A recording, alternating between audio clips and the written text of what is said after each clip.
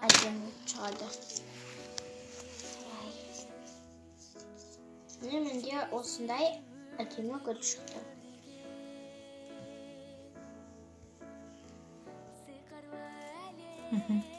Ең бірінші бұл гүлді біз жасау үшін 2 литрлік баклажка алып аламыз.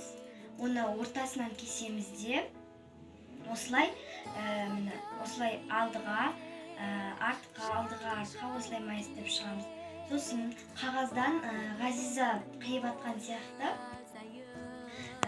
гүлдің формасын жасап аламыз. Сосын мына баклажкаға оны жабыстырамыз.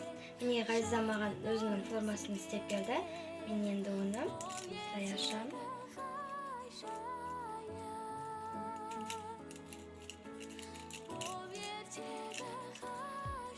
Сосын клейді аламыз.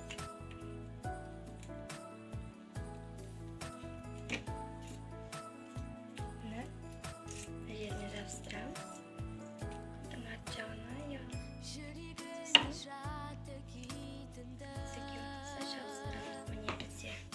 гүл болып шықты. Сосын гүлдің тағы да клейді жабыстырамыз. Мына жаққа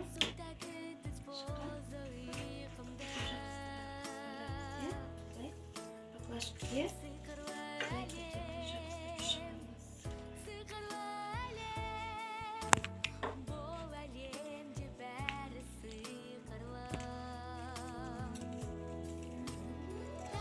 Гүлді жасау үшін циркульді алып, қағазды дөңгелек көп сызып аламыз және соны кесіп аламыз.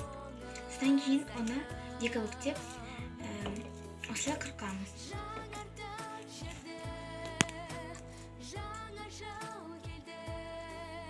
Содан кейін екі жағын қырып аламыз.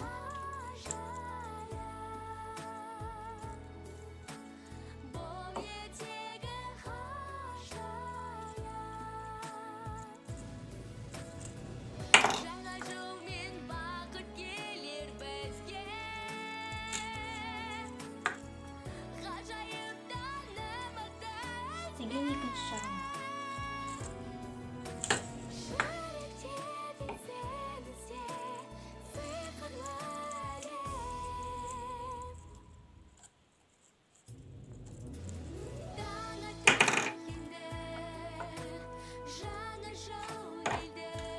Мына бізде осылай гүл жасалды.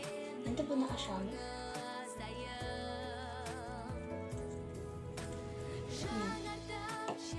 Бұны қойамыз.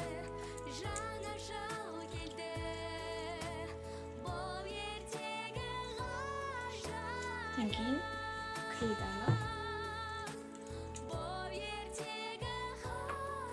желімдейміз.